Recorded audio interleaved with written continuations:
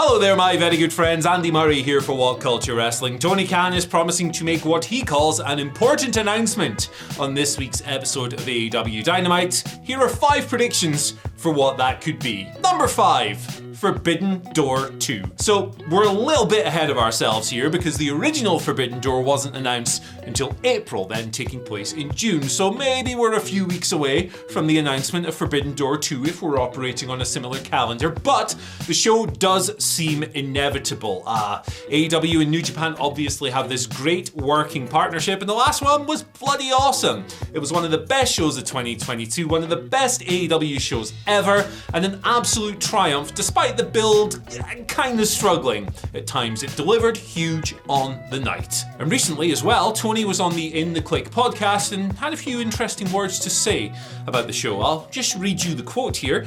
We have a great partnership with New Japan Pro Wrestling. They're doing more events in America and we're working closely with them as good partners. And of course, we always build up this big event. AEW and New Japan coming together, Forbidden Door. And I think Forbidden Door 1 was a big success. We're looking forward to doing it again. So it seems like this is definitely on the horizon and there's all kinds of interesting possibilities now. You could have Mercedes Moné on the show. That obviously wasn't a prospect last year, but the Stardom partnership with New Japan, that is still in full effect. We've got the IWGP Women's title. You'd imagine they'd want to get that on there.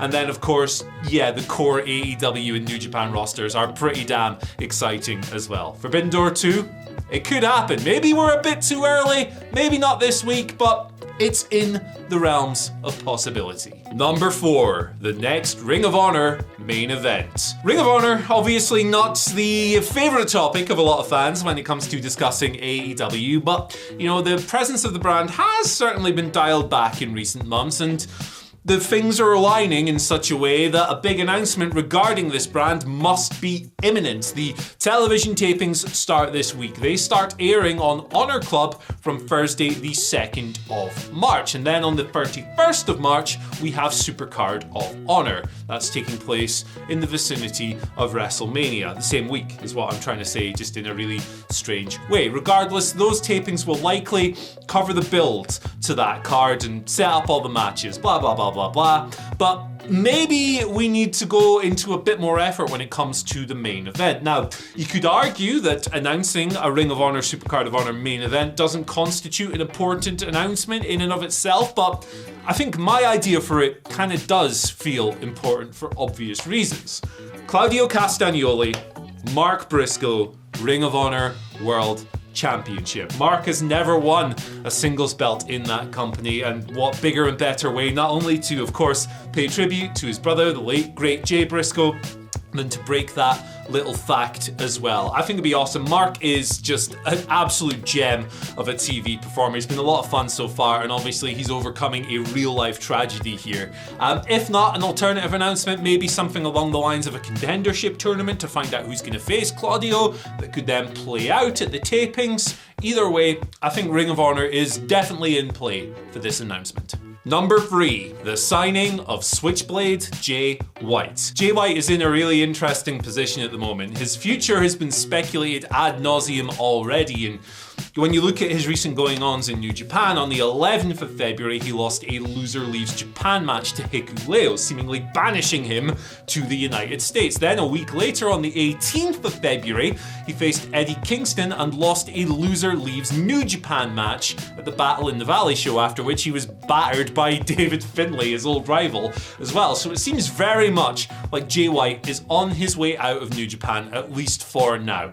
So there's a bunch of different options in play here. Personally, I think he's likelier to head up in WWE. I think that'd be a good fit for him, and his style, his character work in particular, I think would resonate really strongly in the biggest wrestling promotion in the world, and it'd be really cool to see him just give it a go. He's obviously been extremely successful in New Japan. Can he bring that same level of success to a completely different company? I think he's got what it takes. But AEW cannot be completely ruled out as a prospect here. He's obviously worked there before. He's made appearances. And say New Japan was going to be the dodgy wrestling promoting thing of going back on a loser leave stipulation, which happens all the time. If he signed for AEW, he could still fly over there, do the odd show here and there if they wanted to go back on that. But If Tony Khan were to announce it on Dynamite this week, it would certainly fit the billing. And, you know, he could even do the old double-headed announcement. What if we've all been sitting waiting here for Adam Cole to announce when he's coming back to the ring, who his opponent's going to be? Jay White, Adam Cole, the upcoming show Revolution. Timing feels perfect. They've obviously got great history together. They've teased doing stuff like this in the past. It'll be an awesome Hydra. Does that have 2 heads? I think it's got more than 2, but a double-headed announcement that would kick a lot of ass and would take a bit of the news cycle away from WWE just for a moment and back to AEW. Number 2, the return of CM Punk. There's absolutely nothing AEW could do at the moment that would be as impactful on their current business fortunes than bringing CM Punk back into the fold. We've all, felt the degrees of creative malaise. We've read all the tweets, the think pieces, all the bits and pieces. We've looked at that rating number just kind of stagnating and occasionally dipping and occasionally going up, but not by a whole lot. AEW is not the hot wrestling promotion at the moment, is what I'm trying to say. And if there's one man who could possibly make a difference to that, it is one Phil Brooks. Now, obviously, there are bridges to cross here. There are relationships that need to be mended. There are apologies that need to be made, hugs that need to be had in order for this to happen. And I have no idea if any of that has taken place yet. Also, he's kind of injured.